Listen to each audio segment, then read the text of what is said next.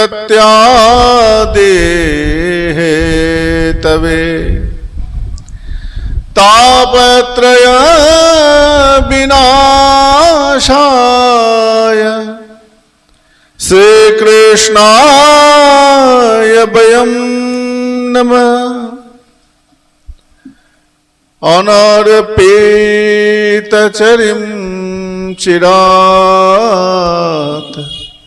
करुणयावतीर्ण कलो समर्पयितुम् उन्नतोज्ज्वलरसां सभक्ति श्रियम्। हरिपुराट सुंदर द्युतिकदम्ब सन्दीपितः सदा हृदये स्कन्दरे स्फुरतव शचिनन्दन। आनन्दलीला मय विग्रहाय हेमावदिव्य छवि सुन्दराय तस्मै महाप्रमणश प्रदाय चैतन्यचन्द्राय नमो नमस्ते। वाञ्छाकल्पतरुभ्यश्च कृपा सिन्धुर्वैव च पतितानां पावनेभ्यः वैष्णवेभ्यो नमो नमः। जय रूप सनातन भट्ट रघुनाथ श्रीजीव गोपाल भट्ट दास रघुनाथ। এই ছয় গোসাইর করি চরণ বন্দন যাহা হইতে বিঘ্ন নাশ অভীষ্ট পূরণ। हे कृष्ण करुणा सिंधु दीनबंधु जगतपते गोपेश गोपिकाकांत राधाकांत नमस्तुते। हरे कृष्ण कृष्ण कृष्ण हरे हरे हरे राम राम राम हरे हरे। जय जय श्रीनिताय गौर सदनाथ प्रमानंदे हरे हरे बोल। परम दयाल श्री गुरुदेवेर जय हो। परम आराध्य श्री राधा वल्लभेर चरणे अनंत प्रणाम। आज আমরা এসেছি গতকাল প্রভুপাদ নবদ্বীপ চন্দ্র গোস্বামী তার অতীব সুন্দর মূল্যবান এবং এই জড়জাগতিক জীবের মঙ্গলার্থে যে চরিত্র কথা, যে অম্বরীশ চরিত্র কথা আমরা শুনেছি, তাতে আমরা অনেক আনন্দিত, আপ্লুত এবং নিজের জীবনকে আরো নতুন ভাবে তৈরি করার এক শিক্ষা পেলাম। তো সেই কথাকেই আশ্রয় করে আমরাও আজ দ্বিতীয় দিন হরিকথায় প্রবেশ করব।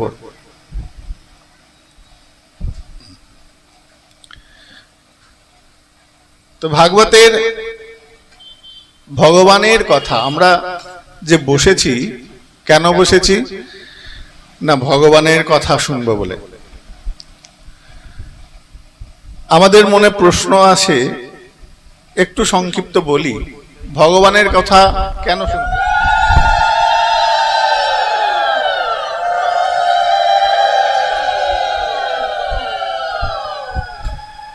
ভগবানের কথা কেন শুনবো?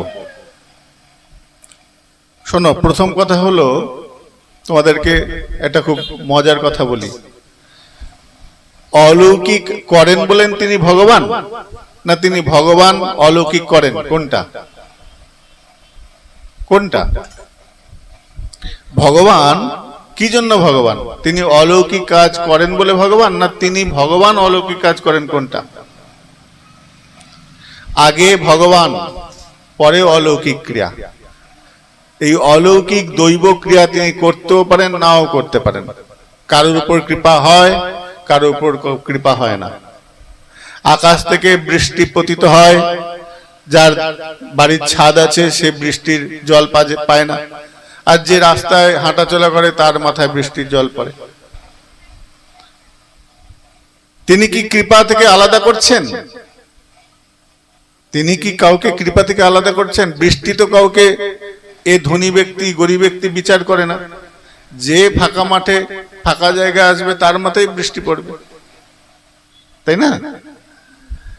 তেমনি ভগবানের কৃপাটাও সবার জন্য সমান। আমি যোগ্য কিনা এটা বিচার করতে হবে। আমার কি সেই যোগ্যতা আছে? আমি কি সেই কৃপা ধারণ করার সামর্থ্য রাখি? আর ভগবান তিনি অলৌকিক ক্রিয়া করেন, করতেও পারেন, নাও করতে পারেন। যদি না করেন তাহলে কি তাকে ভজবো না? তিনি দেন বলে তাই তার কাছে যেতে হবে, না দিলে যাব না? আমাদের না চাইতেই তিনি অনেক কিছু দেন। আমাদের চাওয়া পাওয়ার অপেক্ষা রাখে না, তার আগেই তিনি দিয়ে দেন আমার কর্ম অনুসারে। আমার যেমন যেমন কর্ম করে রেখেছি সেই কর্ম অনুসারে আমি পাই। এক ব্যক্তি একটা কাগজের মধ্যে লিখছে, আমি জীবনে এই পেলাম না, আমি জীবনে এটা পেলাম না, আমি জীবনে এটা পেলাম না, আমি জীবনে এটা পেলাম না। শুধু পেলাম না করে একটা খাতা ভর্তি করে ফেলেছে। একটা পৃষ্ঠাতে শুধু আমি এটা পাইনি, এটা পাইনি, এটা পাইনি, এটা পাইনি বলে লিখেছে। পরের পৃষ্ঠায় লিখেছে আমি কি কি পেয়েছি। আমি সুস্থ শরীর পেয়েছি, আমি ভালো পরিবেশ পেয়েছি, আমার হাত পা সব ঠিকঠাক আছে। তাহলে যেইগুলো পাইনি তার জন্য আমরা যেরকম দুঃখ করি, যা পেয়েছি তার জন্য তো কৃতজ্ঞতা জানাই না তাকে? জানাই? আমার সব ঠিক আছে, কিন্তু দেখো তো সেই মানুষটার যার দুটো হাত নেই, কারোর দুটো পা নেই, কেউ অন্ধ, তার থেকে তো ভালো আছে।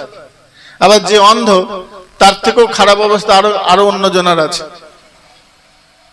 কিন্তু যেটা পেয়েছি সেটা আমার কর্ম অনুসারে পেয়েছি। তা যেটা পেয়েছি সেটা নিয়ে সুখী থাকতে পারি না আমরা। যেটা পাইনি সেটার জন্য আমরা ভগবানকে বিদ্রূপ করি। এটা গেল আমাদের দশা। এখন ভগবান যদি কিছু নাও দেন তাহলেও তাকে ভজার প্রয়োজন আছে। কেন না? তিনি কিছু না করেছেন ঠিকই আছে, কিন্তু তার জীবনশৈলী, জীবন প্রণালী, জীবন পদ্ধতি আমাদের জীবনকে উন্নত করতে সাহায্য করে। তাই তাকে ভজন করব। বলে ভজন করব কেন? কি দরকার? তো তোমাদের একটা কথা বলি, জীবনে বড় হতে গেলে কোনো একটা লক্ষ্যকে দেখে এগোতে হয়। একটা বাচ্চা ছেলে পুলিশ দেখে ভাবে আমি বড় হয়ে পুলিশ হব, কেউ ডাক্তার দেখে ভাবে আমি ডাক্তার হব, কেউ ইঞ্জিনিয়ারকে দেখে ইঞ্জিনিয়ার হব। একটা লক্ষ্য থাকতে হয়, একটা টার্গেট থাকতে হয়, একটা গোল থাকতে হয়। দেখবে ফুটবল খেলার মাঠে দেখবে ছুটছে, এইদিকে 11 জন, এইদিকে 11 জন, কোথায় যাবে? ওই ছোট্ট বলটা নিয়ে ওই গোল বক্সের মধ্যে ঢুকাবে। তো গোল তো আমার কাছে আছে, কিন্তু বক্সে তো ঢুকাতে হবে। তো আমি আমার সব সামর্থ্য পেয়েছি, সামর্থ্যকে তো ব্যবহার করতে হবে। এই ব্যবহার করার পদ্ধতি, যে টেকনিক, সেটা আমি ভগবানের ভজনার মধ্যে পাবো। তার চিন্তন করতে হবে, তাকে প্রতিনিয়ত চিন্তন করতে হবে, তাকে প্রতিনিয়ত মানতে হবে, বুঝতে হবে, তবে কি আমার ক্রিয়াশীলতা আসবে। তাই আমরা শুধু তার কাছে চাওয়ার জন্য নয়, তাকে দেখে তার মতন হওয়ার কিছুটা হলেও চেষ্টা করতে পারি। ভগবান শ্রীকৃষ্ণের মন্দিরে আমরা প্রত্যেকেই যাই, এখানেও রয়েছেন বিগ্রহ রয়েছেন বসে। বিগ্রহের বিশেষত্ব কি বলতো? কি আমাকে বলছো? আচ্ছা, বিগ্রহের, তোমরা প্রত্যেকেই বিগ্রহ দর্শন করতে যাও, বিগ্রহের বিশেষত্ব কি দেখতে পাবে? একটা বাঁশি নিয়ে দাঁড়িয়ে আছেন, পাশে একজন রমণী রয়েছেন, তিনি কৃষ্ণ, ইনি রাধা। এই দেখলাম, বড় জোর দূর, খুব বেশি হলে 2 মিনিট ঠাকুরের দিকে দেখি, তারপর চলে যাই, তাই না? একবার চিন্তা করে দেখো তো, কৃষ্ণের জীবনটা জন্ম থেকে একদম শেষ জীবন পর্যন্ত কোনোদিন কি সে সুখী ছিল? যদি বলি, সুখী ছিল না। জন্মালো এক জায়গায়, পালিত হলো এক জায়গায়, যেখানে পালিত হলো সেখানে তার নিজের মামা অসুর পাঠিয়ে মারার প্ল্যান করলো। যেখানে গিয়ে সে ছিল সেখানেও থাকতে পারলো না, আবার চলে এলো মথুরায়। মথুরা থেকে আবার চলে গেল, মথুরার বাসীরা যাতে জরাসন্ধের ভয়ে, তার জন্য ওখানকার সাধারণ মানুষ যাতে সুখে থাকে, তাদের সুখ বিধানের জন্য তিনি দ্বারকায় গিয়ে সমুদ্রের মাঝখানে গিয়ে গৃহ নির্মাণ করলেন। তাহলে সারা জীবনটা কষ্টের। কর্ণ এসে বলছে কৃষ্ণকে, কৃষ্ণ আমার জীবনটা কত কষ্টের জানো, আমি দাসী পুত্র, আমি দাসীর ঘরে এসেছি, আমাকে কেউ ভালোবাসে না। কৃষ্ণ বলল, আমার জীবনটা দেখো, আমার জীবনটা কোনোদিনই সুখের ছিল না, কোনোদিনই আমার সুখের ছিল না। আমি কোনোদিনই আমার জন্য, আমার যারা পালিত পিতামাতা তাদেরকেও কষ্ট ভোগ করতে হয়েছে, আমার জন্য গ্রামবাসীকে কত কষ্ট পেতে হয়েছে, ব্রজবাসীদের কত কষ্ট সহ্য করতে হয়েছে। কিন্তু এত কিছুর মধ্যেও কৃষ্ণের একটা বিশেষত্ব গুণ, যেটা তোমরা কোনোদিন লক্ষ্য করেছো কিনা জানি না, তার মুখের হাসি। তার ওই এত কষ্টের মধ্যেও হাসি কিন্তু একবারের জন্য থেমে যায়নি। জরাসন্ধ কালযবনকে পাঠাচ্ছে, এই যাও দ্বারকায় গিয়ে কৃষ্ণকে হত্যা করো। কালযবন বলছেন, জরাসন্ধ আমি যে যাব, কৃষ্ণকে চিনবো কি করে? আমি তো আগে কোনোদিন কৃষ্ণকে দেখতে পাইনি। বলে একটা কালো ছেলে আছে, বলে কালো তো অনেকেই হতে পারে, কালো তো অনেকেই হতে পারে, বলে তার মাথায় মুকুট আছে, মুকুট তো অনেকেই পড়তে পারে। তখন জরাসন্ধ বললেন, শোনো, ঠিক ঠিক কৃষ্ণকে চিনতে পারবে একটা বিশেষ উদাহরণ তোমাকে দিই। সেটা হচ্ছে, এই তুমি এত সৈন্য নিয়ে যাবে, এত সৈন্য নিয়ে তুমি যাবে, কুরুক্ষেত্রের যুদ্ধে 18টা অক্ষৌহিণীর সেনা ছিল, কালযবনের কাছে তার থেকেও বেশি ছিল। ভাবো, কুরুক্ষেত্রের যুদ্ধ থেকেও বেশি সৈন্য নিয়ে গিয়েছিল দ্বারকায় আক্রমণ করতে। মন দিয়ে শোনো, কথাগুলো মন দিয়ে শোনো, এগুলো খুব গুরুত্বপূর্ণ, জীবনের অনেক গুরুত্বপূর্ণ। কালযবন বলছে, জরাসন্ধ বলছে যে যে মানুষটার মুখে দেখবে এত সৈন্য দেখেও যার মুখের হাসি এক বিন্দু ম্লান হবে না, মনে করবে সেই কৃষ্ণ। সবাই দেখবে কেউ না কেউ ভয় পাচ্ছে, সবাই ভয়ে স্তম্ভিত হবে, ভয় পাবে, কিন্তু একজন থাকবে যে এক মুহূর্তের জন্য তার মুখের হাসি সরে যাবে না। তো ভগবান শ্রীকৃষ্ণ শুধু ভগবান এই জন্য নন, অলৌকিক করেন। তিনি ভগবান এই জন্য কঠিন পরিস্থিতিকেও তিনি সাধারণভাবে মানিয়ে নিতে পারেন, তাই তিনি ভগবান। কুরুক্ষেত্রের যুদ্ধে একটা অস্ত্র পর্যন্ত ধারণ করে নাই, কিন্তু কুরুক্ষেত্রের যুদ্ধের সবকিছুর মূল আধার ছিলেন এই কৃষ্ণ। তা তার ভজন করব না তো কার করব? যে কষ্টের মধ্যে বেঁচে থাকার শক্তি যোগায়। হেরে যাওয়া ছেলে, যে ছেলেটা হাত থেকে গান্ডীব পড়ে গেছে, বলছে আমি পারবো না, হে কৃষ্ণ আমি যুদ্ধ করতে পারবো না, কার সঙ্গে যুদ্ধ করব? এরা তো সবাই আমার আত্মীয় পরিজনের সঙ্গে যুদ্ধ করা আমার পক্ষে সম্ভব নয়, আমি রাজ্য ছেড়ে দিলাম, আমি সবকিছু ত্যাগ করে দেব। সেই হেরে যাওয়া ভীরু কাপুরুষ ছেলেটাকে উঠে দাঁড় করালো, হাতে গান্ডীব ধরালো এবং যুদ্ধ করালো, যুদ্ধে জয়ীও করালো। নিজে অথচ অস্ত্র ধরে নাই। আমরা সেই কৃষ্ণকে চিনি, আমরা সেই কৃষ্ণকে চিনি যিনি অস্ত্র না ধরেও একটা ভয়ঙ্কর যুদ্ধের সমাধান করে দিলেন, যিনি সারা জীবন কষ্ট উপভোগ করেও তার মুখের হাসি চলে যায় না, সেই মৃদু হাসি। তাই আমরা এমন ভগবানকে পেয়েছি, তাকে দেখে আমরা নিজের জীবনের শিক্ষা তো অন্তর নিতে পারি। তোমাকে বুঝতে হবে না, কিন্তু তার কথা, তার বাণী আমার জীবনকে আরো উন্নত করতে সাহায্য করবে। তাই ভজতে যদি হয় শ্রীকৃষ্ণকে ভজো, ভজতে যদি হয় আমার গৌর সুন্দরকে ভজো। বলে তাকে ভজবো কিভাবে ভজবো? ভজার জন্য তো একটা পদ্ধতি আছে, তাই না? কিভাবে ভজবো, কিভাবে তাকে ডাকবো? একদিন দেবর্ষিপাদ নারদ বেদব্যাস তখনও ভাগবত রচনা করেন নাই।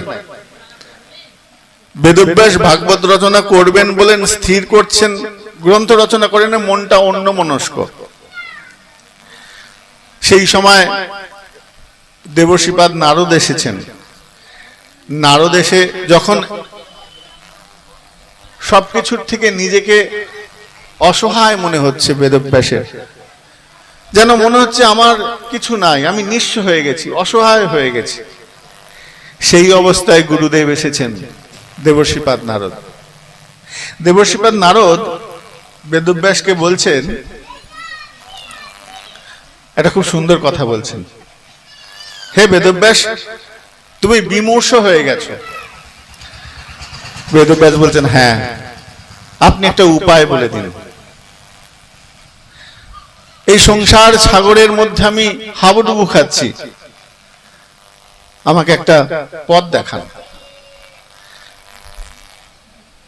তো দেবর্ষিপাদ নারদ বলছেন আমি একটা নৌকা দেখেছি, আমি একটা নৌকা দেখেছি, যে নৌকাটা চাপলে পরে তুমি সংসার সাগর পার হয়ে যাবে। এই যে সমস্যার মধ্যে রয়েছো, এই সমস্যার সমাধান তুমি পেয়ে যাবে। একটা নৌকা আমি দেখেছি। কি সেই নৌকা? খুব সুন্দর বলছেন, ভব সিন্ধু প্লবে দৃষ্ট্বা হরি চর্যানুবর্ণনম। তোমাকে একটা কথা বলি, দৃষ্ট আমি দেখেছি, নিজে চোখে দেখেছি। বেদব্যাস বলছেন কি দেখেছেন? আমি দেখেছি এই ভব সিন্ধু পার হওয়ার একটা মোক্ষম আশ্রয় আছে। সেটা কি না? হরি চর্যানুবর্ণনম। ভগবান শ্রীহরির নাম গুণকীর্তনের মাধ্যমেই তুমি এই ভব সিন্ধু পার করতে পারবে। ওই ভব সিন্ধু পার হওয়ার নৌকা রয়েছে, কান্ডারি রয়েছে, ওই নৌকায় চাপলেই তুমি পার হয়ে যাবে। মহাজনগণ প্রশ্ন করছেন নৌকায় চাপলেই কি পার হওয়া যায়? নৌকায় তুমি চাপলে, বেশ চাপলে, কিন্তু চাপলে কি নৌকা পার হওয়া যাবে? এক মহাজন বলছেন, এক সাধুর মুখে শুনেছি, এটা খুব সুন্দর গল্প, তোমরা শোনো। এক নৌকার মাঝি নদীর পাড়ে বসে হুঁকো খাচ্ছে, হুঁকো খাচ্ছে আর বসে বসে দেখছে। কি দেখছে না, কতগুলো বাচ্চা ছেলে ওই নৌকার মধ্যে খেলা করছে, ঘোরাঘুরি করছে, নৌকার মধ্যে খুব হাঁটাচলা করছে, লাফালাফি করছে। নৌকা চুপচাপ, এই মাঝি চুপচাপ বসে বসে হুঁকো টানছে। হঠাৎ করে ৩-৪ জন লোক এলো, এসে যেই নৌকার মধ্যে উঠলো, নৌকার মাঝি সঙ্গে সঙ্গে ওই নৌকার সঙ্গে যে দড়িটা বাঁধা ছিল সেই দড়িটা খুলে নৌকার মধ্যে উঠে বসলো। আর যেই মাত্র উঠে বসলো, সঙ্গে সঙ্গে নৌকার মাঝির ওই নৌকার মধ্যে থাকা সেই বাচ্চা ছেলেগুলো পাড়ে চলে গেল। আর নৌকা বাঁশ দিয়ে, ওই মাঝি বাঁশ দিয়ে নৌকাটাকে ঠেলে চলে যাচ্ছে। আমরা প্রশ্ন করলাম, ও মাঝি ভাই, তুমি নৌকাটাকে তখন কেন ছাড়লে না যখন বাচ্চাগুলো বসেছিল? তখন কেন নৌকা ছাড়লে না? তো মাঝি মশাই বলে, দেখো আমি খুব পাকা মাঝি, আমি কাঁচা মাঝি না। আমি জানি কে নৌকায় যাবে আর কে যাবে না। ওই বাচ্চাগুলো নৌকায় যাওয়ার জন্য আসেনি, ওরা নৌকার মধ্যে কিছুক্ষণ বসে খেলবে বলে এসেছে। কিন্তু যারা প্রকৃত নৌকায়, সত্যি নৌকায় যাত্রা করার নিয়ে এসেছে, তাদের পোশাক আশাক, তাদের আসার ধরন দেখে বুঝে গেছি যে তারা এই নৌকায় চড়ে অন্য জায়গায় যাবে, এই নদীটা পার হবে। আমি নৌকা ওই লোকগুলোকে দেখেই বুঝে গেছি। তাই আমি নৌকার দড়িটা খুলে দিলাম পার থেকে, আর বাচ্চাগুলোকে বললাম, তোরা চলে যা, তোরা তো যাবি না, তোরা চলে যা। তো জীবনে নৌকা তো রয়েছেন, কিন্তু সঠিক দিক নির্দেশন করবেন কে? আমার পরম দয়াল শ্রী গুরুদেব। আমার পরম দয়াল শ্রী গুরুদেব সেই নৌকার মাঝি, যিনি নৌকা তো রয়েছে, কিন্তু নৌকা চালিয়ে আমাকে পারাপার করার যিনি এক, কি বলবো, একটা তাগিদ নিয়েছে। শিষ্য যখন গুরুদেবের কাছে শরণাপন্ন হয়, তখন গুরুদেব শিষ্যকে ওই ভব সমুদ্র ভবসিন্ধু পার করার এক ভীষণ প্রতিজ্ঞাবদ্ধ হয়ে যান, যেভাবে হোক একে পার করতে হবে। এখন নৌকায় বসার আগ্রহটাও তো তোমাকে দেখাতে হবে। আমি যে নদী পার হব, তার জন্য তোমার সঙ্গে তোমার তো সেই আগ্রহটা থাকতে হবে। আগ্রহ না থাকলে ক্রিয়াশীলতা হয় না। তাই বলছেন, ভবসিন্ধু প্লবে দৃষ্ট হরিচর্যান বর্ণনম। সেই হরিসিন্ধু, সেই ভবসিন্ধু পার হতে গেলে তোমাকে হরি নাম কীর্তন, তার গুণকীর্তন করতে হবে, তবেই না তুমি সেই সিন্ধু পার করতে পারবে।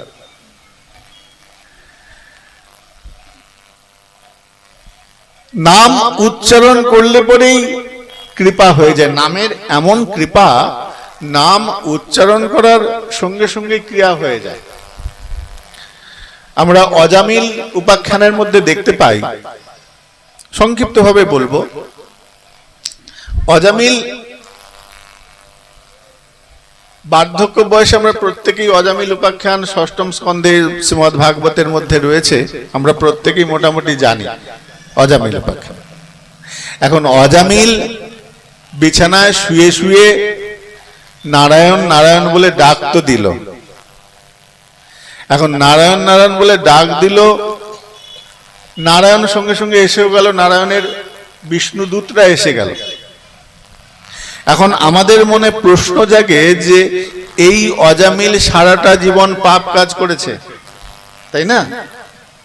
সারাটা জীবন পাপ কাজ করেছে, পাপের ঝুড়ি ঝুড়ি পাপ। তাহলে এত পাপ করার পর বিষ্ণুদূতরা এসেছেন কেন? বলে ওটা সত্য যুগ ছিল। বলে সত্য হোক, ত্রেতা হোক, দাপর হোক, ওই এক ডাকে কাজ হয় না, এক ডাকে কাজ হয় না। আর ডাকাটার মধ্যে যদিও ওই অজামিল কিন্তু নারায়ণকে ভেবে ডাকেনি, সে তার পুত্রকে ডেকেছিল নামা ভাষে। নামের আভাস, নামকে আশ্রয় করে না। তা আমরা প্রশ্ন করছি, নামাভাসেই যদি এইরকম কৃপা হয়, আমাদের হচ্ছে না কেন?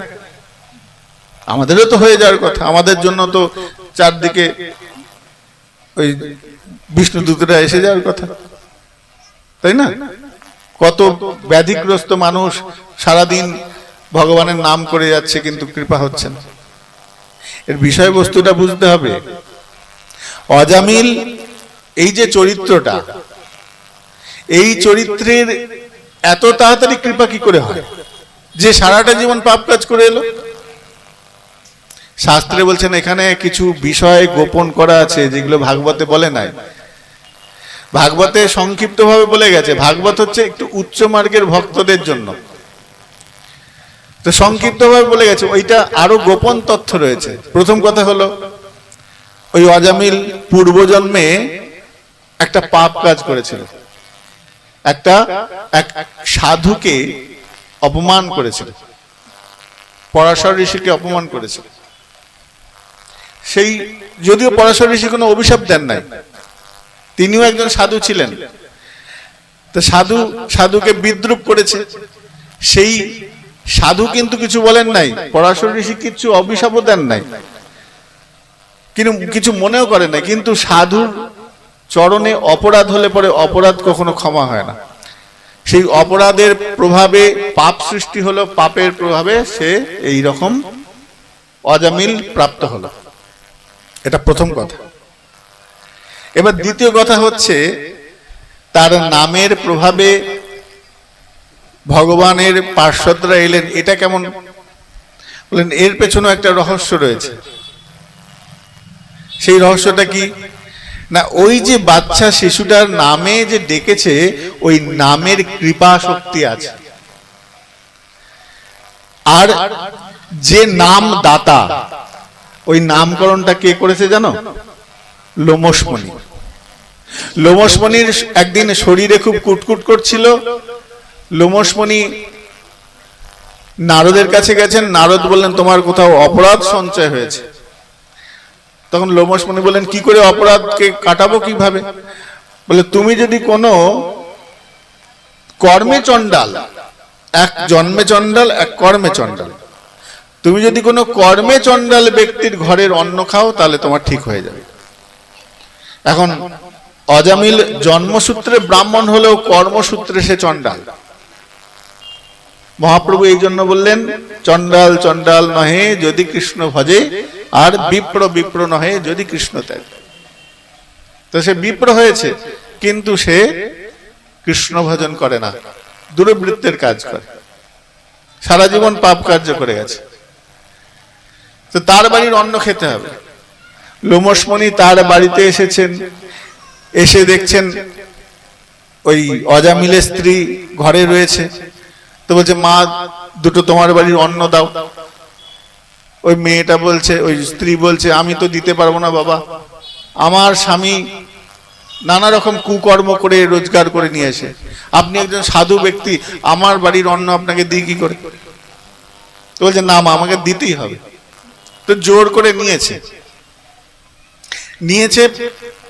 এবার নেওয়ার পর সাধুর একটা স্বভাব আছে, সাধু কখনো ঋণ গ্রহণ করেন না। তুমি আমাকে কিছু সাহায্য করলে সেই প্রতিদানে কিছু দিতে হবে। তো সাধু বলছে, আমার কাছে তো কিছু নাই, কিন্তু তোমাকে দিতেই হবে। তো কি করা যায়? বললো, তোমার ওই যে ঘরে শুয়ে আছে ওই ছেলেটার নামকরণ হয়েছে?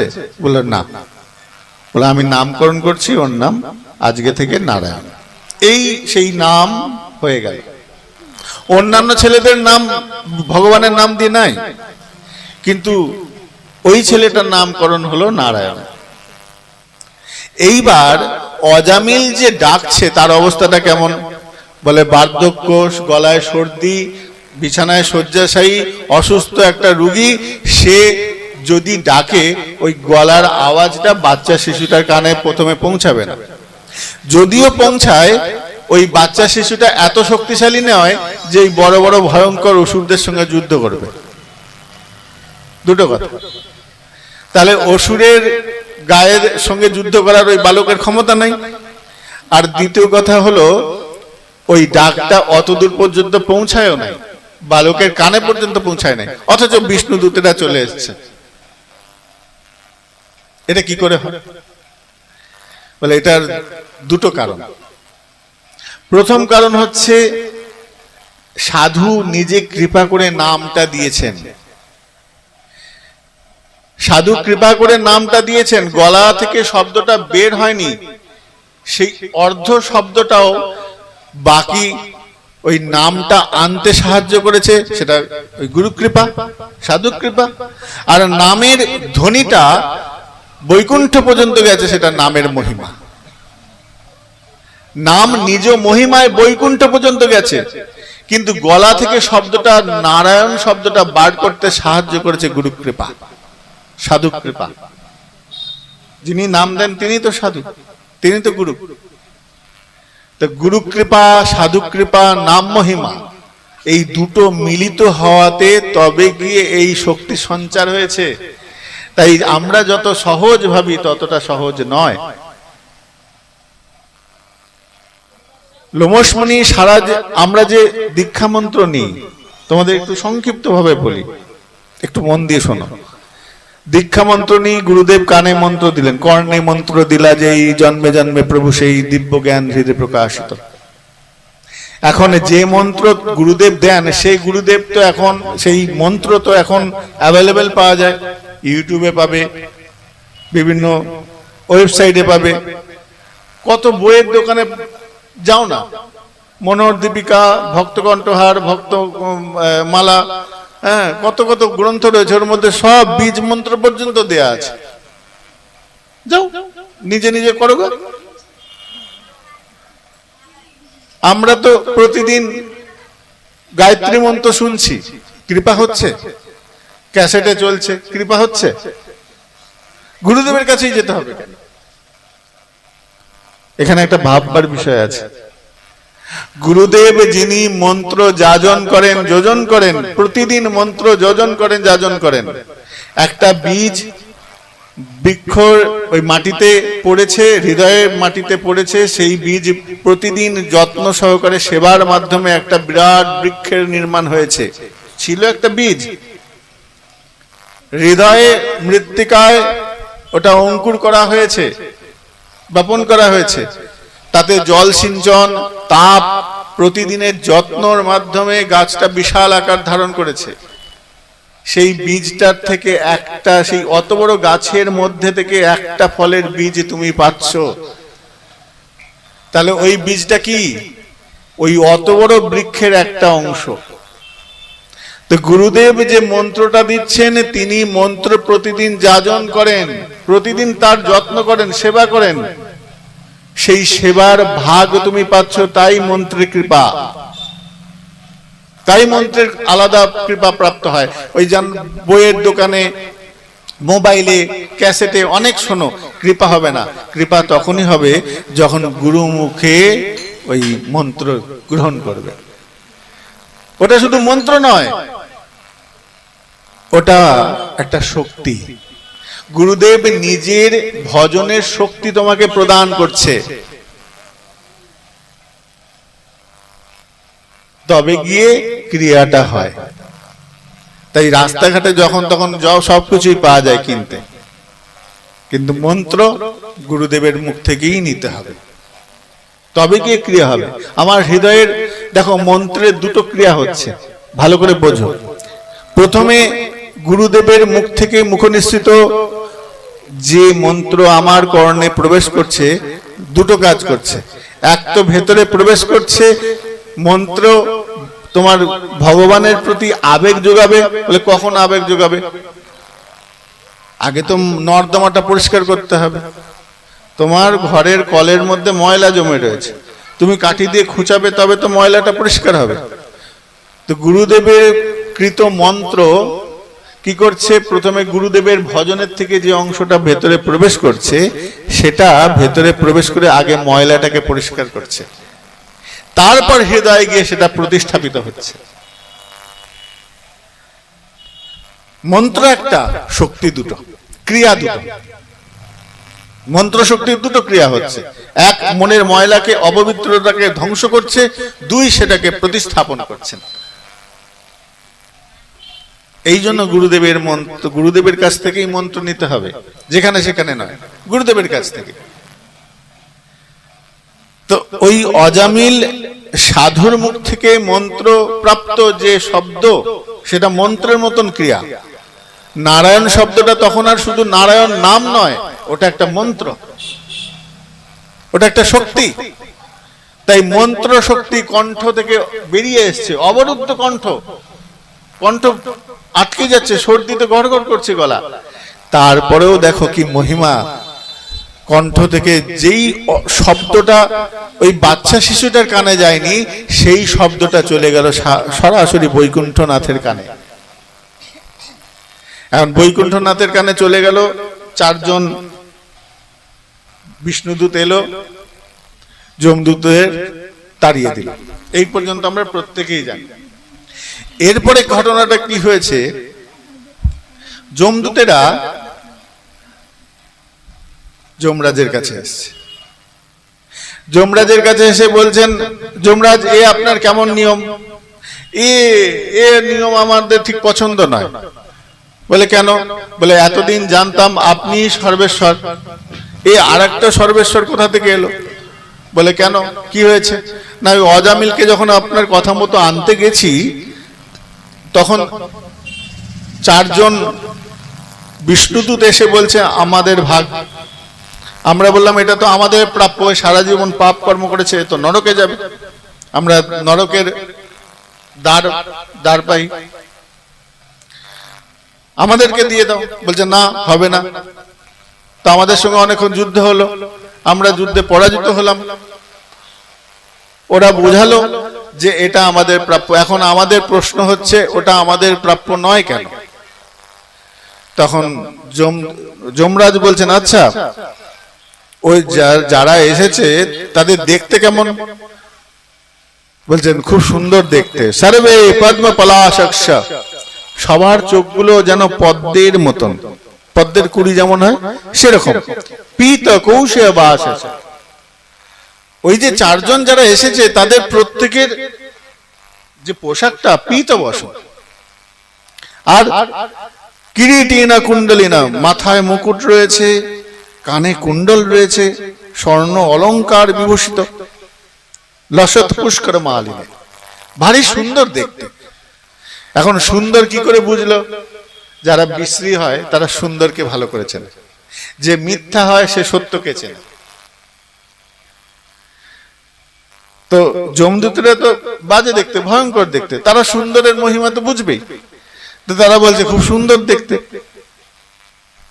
সর্বে নূত্য বয়সনাহা, তাদের বয়স প্রত্যেকে যেন নব যৌবন, নতুন বয়স, কিশোর বয়সের মতন দেখতে প্রত্যেকের বয়স। আর কি বলছেন? সর্বে চারু চতুর্ভুজা, ওই যে 4 জন ব্যক্তি প্রত্যেকেরই 4টে করে হাত, যমরাজকে বলছেন। আর কি? ধনুর লিঙ্গাঙ্গি শ্রীগদা শঙ্খ চক্র গদাম্বুজা। তো বলছেন প্রত্যেকের হাতে শঙ্খ চক্র গদা পদ্ম রয়েছে। এখানে একটা ভাববার বিষয় আছে। এই যে 4 জন এসেছেন এরা বিষ্ণুদূত। এখন বিষ্ণুদূত আর ভগবানের মধ্যে না কোনো পার্থক্য নাই রূপে। কেন? বলে এরা সামীপ্য রূপ পেয়েছে। আমাদের যে মুক্তি আছে না, সারূপ্য মুক্তি, সারূপ্য, সাযুজ্য, শাষ্টি, সামীপ্য, 4 প্রকারের মুক্তি আছে। তো এই সারূপ্য মুক্তি এদের লাভ হয়েছে। তাই ভগবান যেমন দেখতে ঠিক হুবহু তার মতন দেখতে। তোমার কাছে দলিল আছে, হুবহু দলিল তুমি একটা কপি করে জমা দাও কোথাও। বলবে চলবে না এটা। কেন? বলে এটা কপি করা, এটা চলবে, অরিজিনাল নিয়ে আসো। বিশেষ কাজের ক্ষেত্রে অরিজিনাল প্রয়োজন হয়, কোর্টের ক্ষেত্রে অরিজিনাল দলিল জমা দিতে হয়। তো অরিজিনাল একদম যেটা সঠিক দলিল সেটা দিতে হবে, গাছ দলিল না কি বলে, ওই দলিল দিতে হবে। এখানে ভগবান নারায়ণের সঙ্গে যে বিষ্ণুদূতের পার্থক্য, ওই পার্থক্য। তিনি হচ্ছেন প্রকৃত নারায়ণ, আর এরা হচ্ছেন তার সারূপ্য মুক্তি প্রাপ্ত নারায়ণ, মানে চতুর্ভুজ যে বিষ্ণুদূত। এই বিষ্ণুদূতেরা দেখতে হুবহু নারায়ণের মতো, সবকিছু আছে, শঙ্খ চক্র গদা পদ্ম, কিন্তু সাক্ষাৎ নারায়ণের সঙ্গে একটু পার্থক্য আছে। যখন প্রকৃত নারায়ণ সামনে আসবে তখন এদেরটা মনে হবে যে এটা কপি করা। হ্যাঁ, তো যমরাজ বলছেন, আরে উনি হচ্ছেন আমাদের ভগবান, উনি আমাদের ভগবান, অনাদির আদির গোবিন্দ, তিনি আমাদের সৃষ্টিকর্তা। এই যে আমি যম সৃষ্টি হয়েছি তার সৃষ্ট, তার থেকে আমরা সৃষ্ট হয়েছি। তো যমদূতেরা বলছেন, আপনি তো বলছেন, কিন্তু এই অজামিল তো আমাদের প্রাপ্য ছিল, তাহলে অজামিলকে কেন আমরা নিতে পারবো না? তখন বলছে যে দেখো, ওরা তো ওই অজামিল তো কৃষ্ণ নাম করেছিল। শোনো, বলে দিচ্ছি শোনো, কয়েক জায়গায় আছে যেই জায়গায় তোমরা কখনোই স্পর্শ করবে না। যমদূতের বলছে কয়েকটা জায়গায় আছে যেই জায়গায় মানুষকে তোমরা স্পর্শ করবে না, তোমাদের যাওয়াই উচিত নয়। বলে কোন কোন জায়গায়? বলছে দেখবে যেখানে এই এই নিয়মগুলো আছে। কি কি নিয়ম?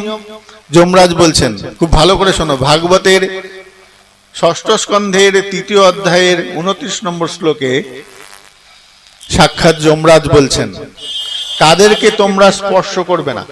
তারা কে কে? বলছেন, জিহ্বান ভক্তি ভগবান গুণানাম ধেয়ম।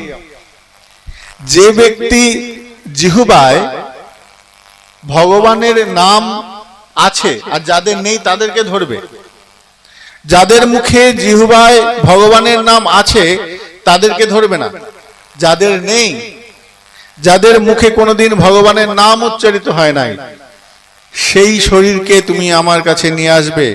আর চেতশ্চ ন স্মরতি তচ্চরণারবিন্দম, যে ভগবানের গুণকীর্তন কখনোই শুনে নাই, তার কান কখনো তার গুণকীর্তন শুনে নাই, যার চিত্ত কখনো গোবিন্দ চরণের চিন্তন করে নাই, যার চিত্ত কখনো গোবিন্দ চরণের চিন্তা করে নাই, বলে তাকে আমার কাছে নিয়ে আসবে। আর কে? কৃষ্ণায় না নমতি যচ্ছির একদাবপি, যে একবারের জন্য মন্দির দর্শন করে নাই, মন্দিরে যায় নাই, ভগবত দর্শন করতে যায় নাই, সেই মানুষকে আমার কাছে নিয়ে আসবে।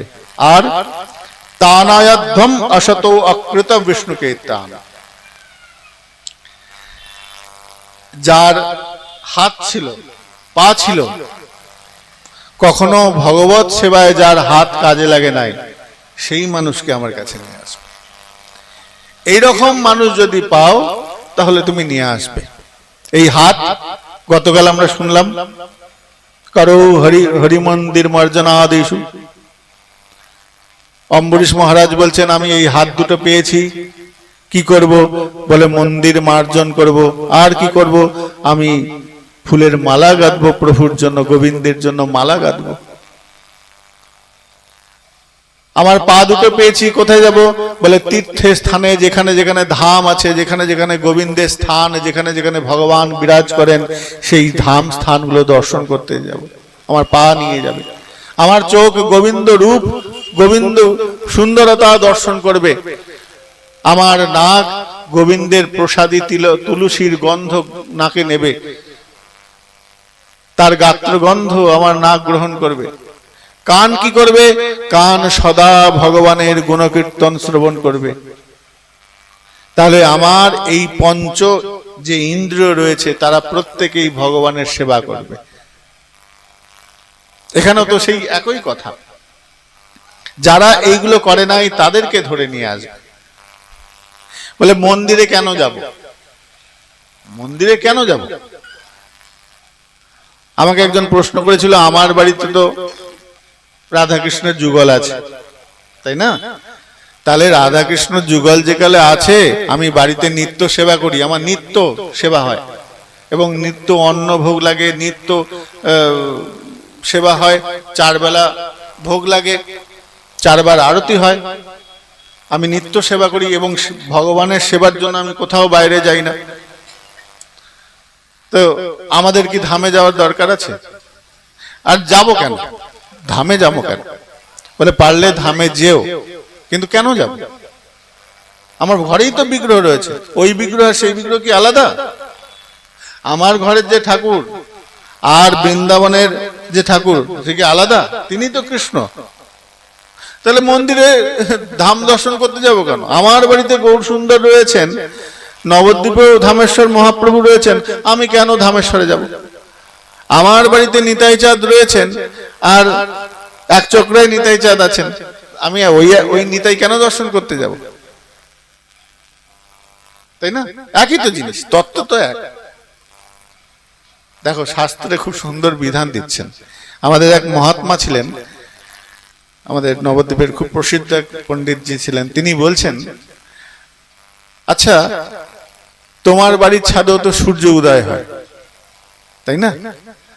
সূর্য উদয় হয় তো, তাহলে সবাই টিকিট, অনেক মানুষ আছে, সবাই নয় অনেক মানুষ আছে, টিকিট কেটে ট্রেন ভাড়া করে, এই ট্রেনে জার্নি করে, কত দূর জার্নি করে সেই সেই ইয়েতে কেউ হিমালয় যাচ্ছে, কেউ কাঞ্চনজঙ্ঘায় যাচ্ছে, কাঞ্চনজঙ্ঘায় গিয়ে সকালবেলা ভোরবেলা ওই শীতের মধ্যে কাঁপতে কাঁপতে পাহাড়ের মাথায় গিয়ে দূর থেকে দাঁড়িয়ে সূর্য উদয় দর্শন করছে। কেন?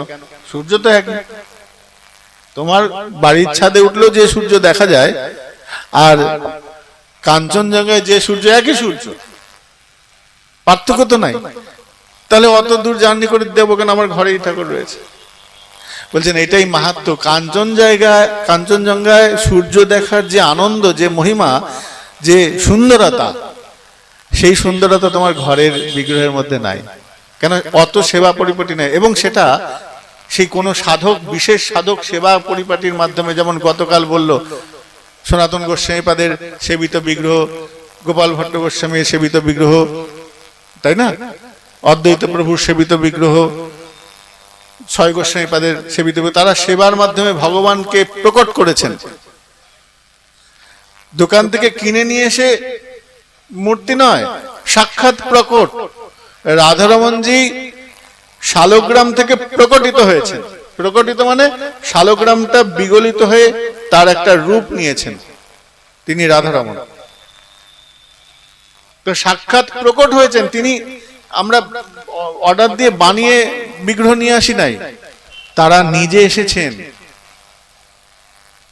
সাক্ষাৎ মূর্তিমান বিগ্রহ এসেছেন। তো তার তো একটা গুণ আছে, তার তো একটা মহিমা আছে, তার একটা সুন্দরতা আছে, সেটাকে তো অস্বীকার করা যায় না। তুমি যেতে অসমর্থ, তোমার শারীরিক সমস্যা আছে, সেটা আলাদা বিষয়, কিন্তু এই অজুহাত দেওয়া যাবে না যে আমার বাড়িতে বিগ্রহ আছে, তিনি এক। ধাম যদি জীবনে একবার সুযোগ পাও, ওই রূপ, ওই সৌন্দর্য, ওই লালিমাত্ম দর্শন করার জন্য ধামে একবার যেতেই হবে। ওটা শ্রীপাঠ, শ্রীধাম, যেখানে সাক্ষাৎ ভগবান বিরাজ করেন। সেখানে সেবার ত্রুটি নাই। আমার বাড়িতে সেবার ত্রুটি হয়, হতে পারে, কিন্তু সেখানে ত্রুটি নাই, নিত্য সেবা চলছে। তাই তার সুন্দরতা, তার মাধুরতা আলাদা। তাই মন্দির আমরা যখন দর্শন করতে যাব, আমার বাড়িতেও চিত্রপট আছে, কিন্তু মন্দিরে দর্শন করলে আলাদা একটা আনন্দ, তৃপ্তি, একটা আলাদা শক্তির সঞ্চার হয়। ওই শক্তি ওই ভেতর থেকেই আসবে, এই অনুভূতি, এই অনুভূতির প্রয়োজন আছে এখানে। তো ওই কথাগুলো বলছেন যে আমরা এই কর্মগুলো যদি না করি, আমাদেরকেও যমলোকে যেতে হবে। এটাই বিধান, এটাই বিধি। এটা যদি না করি, যম আমাদেরকেও ধরবে। তাই আমাদের উচিত হরিনামকে আশ্রয় করা। এই কলিযুগের একটাই নিয়ম, একটাই পদ্ধতি, সত্য, ত্রেতা, দাপর, কলি। এই চারটে যুগের মধ্যে কলির প্রতি প্রত্যেকের হিংসা করে। এই যে সত্য, ত্রেতা, দাপর, এরা প্রত্যেকেই আশা করে যেন আমি যদি কলিযুগের মতন হতে পারতাম। আমি যদি কলিযুগ হতে পারতাম কত না ভালো হতো।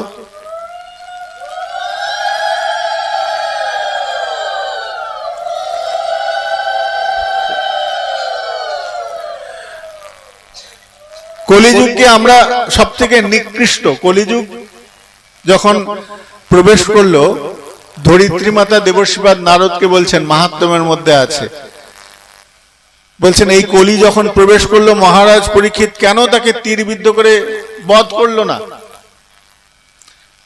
ধরিত্রী মাতাকে বলছেন দেবর্ষিপাদ নারদকে, ভক্তি মাতা, ভক্তি দেবী বলছেন যে হে দেবর্ষিপাদ, মহারাজ পরীক্ষিত কেন বধ করলেন না? ওই সময় যদি বধ করে দিত তাহলে তো আমাদের এই সমস্যা আমাদের পড়তে হতো না। আজকে যে কলির সমস্যা, আমাদের যে চারিদিকে কলির প্রভাব, এই কলির প্রভাব হতো না। কলির কত দোষ জানো? কলির দোষ গুণে শেষ করা যাবে না। কলিযুগের মানুষ ভজন সাধন করবে না, কলিযুগের মানুষ ছলচাতুরি বুদ্ধি বেশি জানে, অনেক অনেক অনেক দোষ। বলে ভালো গুণ গুনতে হয়, বলে কলির এত গুণ গুণে শেষ করা যাবে না, বহু গুণে গুণান্বিত। তো বলছেন এত দোষ করেছে তারপরেও কেন মহারাজ পরীক্ষিত কলিকে ছেড়ে দিল? উচিত হয়নি। তখন দেবর্ষিপাদ নারদ বলছেন, শোনো, মহারাজ পরীক্ষিত যখন কলির কাছে এসেছে, কলিকে দেখছে, কলির প্রবেশটা কিরকম জানো? কিরকম ভাবে প্রবেশ করেছে?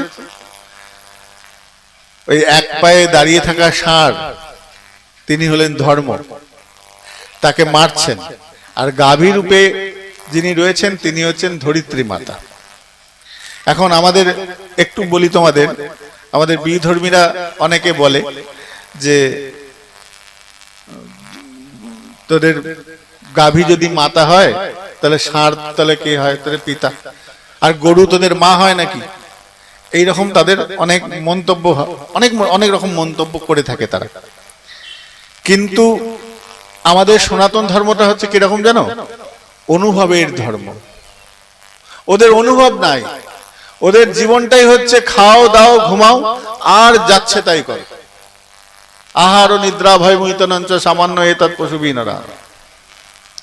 পশুর জীবন যাপন তারা একটাই বোঝে, খাও ঘুমাও আর সন্তান উৎপাদন করো, ভয় পায়, আর ভয় পেলে তার প্রতিকার করো, ভয় আসার আগে ভয়কে শেষ করে দাও। এই তো চারটে পদ্ধতি। এর বাইরে তারা কখনো ভাবতেই পারে না, এর বাইরে ভাবার তাদের মনোভাবই নাই। কিন্তু সনাতন ধর্মের বিষয়টা সম্পূর্ণ আলাদা, তাই তো সে প্রাচীন। প্রতিটা মুহূর্তে মুহূর্তে সনাতন ধর্মে অনুভব রয়েছে। মেয়ের বিয়ে হলে পরে মা কাঁদে, বাবা কাঁদে, এটা আমাদের ভারতীয় সংস্কৃতি। সন্তানকে বিয়ে দেবার সময় মায়েরা কাঁদে। আরো অনেক অনেক বিধান আছে যেগুলো সনাতন সংস্কৃতির অন্তরঙ্গতা বেশি। বসুদেব কুটুম্বকম, আমাদের সংস্কৃতিতে সবাইকে নিয়ে চলার বিধান আছে, কাউকে মেরে ফেলার বিধান নাই। তো গাভীকে মা বলা হয় এই কারণে, গাভী যখন আগেকার দিনে কি হতো, অনেক সন্তানেরা, যেমন এখনো সমস্যা আছে, মায়েদের সন্তানের দুগ্ধ অনেক সন্তান পেতে পারতো না, বা একটু বয়সের পর মায়ের দুধ ছেড়ে দিতে হয়, তখন ওই বিকল্প শক্তি হিসাবে দুধটাকে রাখা হয়। অনেক বয়স পর্যন্ত বাচ্চাকে দুধ খাওয়াতে হয়, তাহলে মাথার ব্রেন শক্তি বৃদ্ধি করে। তো মায়ের বিকল্প দুধ হিসাবে গরুর দুধকে ব্যবহার করা হয়। একটা বাচ্চা শিশুকে অন্য কোনো প্রাণীর দুধ দিতে পারবে না, শুধু গরুর দুধটাই শরীরের পক্ষে, এখনো বিজ্ঞান বলছে গরুর দুধটাই একমাত্র বাচ্চাদের পক্ষে সুইটেবল। তাই মায়ের মতন কর্ম করে বলে তাই ভারতীয়রা মা হিসাবে গণ্য করে। পৃথিবীর যত ঘটনা আছে দেখবে, সব জায়গায় দেখবে যে গাভীর একটা বিশেষ গুরুত্ব রয়েছে। গাভীর মধ্যে সমস্ত দেবদেবীরা রয়েছে, সমস্ত দেবদেবী। গাভীকে এই জন্য পূজা করা হয়। গাভীর যে খুরের জল সেটাও মূল্যবান। সবকিছু সেবায় লাগে, কোনো অপবিত্র নয়। গাভীর কোনো জিনিস অপবিত্র নয়। যখন ভগবানকে অভিষেক করানো হয়, পঞ্চগব্য দিয়ে অভিষেক করা হয়, পঞ্চামৃত দিয়ে অভিষেক করা হয়, তাই না? তো গাভীর কোনো জিনিস ফেলতা নয়, সব প্রয়োজন। তো সেই গাভী রূপে যিনি এসেছেন ধরিত্রী মাতা, তিনি সেই জায়গায় উপস্থিত রয়েছেন। ওই তখন কলির প্রবেশ করে। এই কলিকে বলছেন, কলির তো অনেক দোষ, কলির দোষ নিধীন রাজন, কলির অনেক দোষ, কিন্তু শোনো এক মহান গুণা। নারদ বলছেন একটা কলির বড় গুণ আছে। এই একটা গুণের জন্য মহারাজ পরীক্ষিত তাকে ছেড়ে দিলেন। ভক্তিদেবী বলছেন, কি সেই গুণ, কি সেই গুণ যে গুণের জন্য ছেড়ে দেয়া হলো? তখন দেবর্ষিপাদ নারদ বলছে, জানো সেই গুণটা কি? কীর্তনা দেব কৃষ্ণস্য মুক্ত সঙ্গ পরম ব্রজে। অন্যান্য যুগে, সত্য ত্রেতা দাপর যুগে কৃষ্ণ নাম উচ্চারণ করার ফলে তোমার মুক্তি হয়ে যাবে, কৃপা হয়ে যাবে, এটা ভাবতেও পারে না, যেটা তুমি কলিযুগে ভাবতে পারো। নামকে আশ্রয় করলেই নাম কৃপা শুরু করে দেবে, সেটাকে ধরে রাখতে। সত্য ত্রেতা দাপর, সত্য যুগে তপস্যা করতে হয়, বহু বছর তপস্যা, তারপরে গিয়ে তুমি ভগবান পেতেও পারো বা নাও পেতে পারো, সেটা তার ইচ্ছা। কৃতে যা ধ্যায়তে বিষ্ণু, ধ্যান কলিযুগের মানুষ পারবে? 1 ঘন্টা এক আসনে একভাবে সোজা হয়ে বসে চোখ বন্ধ করে বসে দেখে তো, 1 ঘন্টা দরকার নেই, 5 মিনিট বসে দেখো, দেখবে শরীর চিরবির চিরবির করে উঠবে। একটু পা ছড়াবে, একটু হাত ছড়ানো, কিচ্ছু করা যাবে না, চুপচাপ সোজা সিট দ্বারা রেখে। জব করতে বললে ঘুম আসে। নিয়ম যদি বলি, তোমার জবই হচ্ছে না, কুঁজো হয়ে বসে জব হয় না। জব করার সময় সোজা হয়ে বসতে হয়, এই মাথা এবং এই কোমর এক সরল লেখা থাকবে, তবে হবে জব। ভজন পদ্ধতি এরকম। এবার ওইভাবে বসে দেখো, ঘুম আসবে না। তো জপ করতে বসেছো, জপক্রিয়া যে পদ্ধতি আছে সেই পদ্ধতির মাধ্যমে তোমাকে বসতে হবে।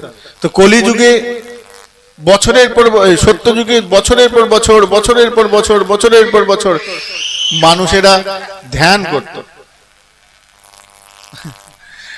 ধ্যান করত, ধ্যান মানে মন, চিত্ত, বিবেক, হৃদয় সব গোবিন্দ চরণে সমর্পণ, এর নাম ধ্যান, যেটা আমরা এখন করতে পারি না। 2 মিনিট বসবো, দুধ ফুটে যাচ্ছে, ফোন এসেছে, একে ডাকলো, মন চঞ্চল হয়ে গেল। তাই কলিযুগে ধ্যান হয় না। তারপর আসনকে জয় করতে হয়, জিতা আসনা। তুমি জপে বসবো, সবার আগে তোমাকে আসনটাকে জয় করতে হবে। তুমি যে আসনে বসছো সেই নিত্য আসন গুরুদেব বলে দেন, এই আসনে কাউকে বসতে দেবে না, এই আসনে খাবার খাবে না, এই আসনে কোনো অতিথিকে দেবে না। কেন? ওই আসনটাও মন্ত্রপ্রত, মন্ত্রের দ্বারা আমরা ওই আসনকে সিদ্ধ করছি। ওই আসন মালিকের জায়গায় যদি অন্য কেউ বসে, মালিক ওই মানুষের ক্ষতি করে দেবে, আসনও সিদ্ধ হয়ে যায়। তো সেই আসন সিদ্ধি করতে হয়, আসনকে শুদ্ধি করতে হয়, যার জন্য আসন শুদ্ধির মন্ত্র আছে। তো ধ্যানে বসবো, জপ করব, তার জন্য আমাদের সময় নাই, হবে না। সত্য যুগের পর চলে এলো ত্রেতা যুগ। ত্রেতা যুগে যজ্ঞ কর্ম করতে হয়। যজ্ঞ নিয়ে একটু সংক্ষিপ্ত বলি। যজ্ঞ হচ্ছেন ভগবান।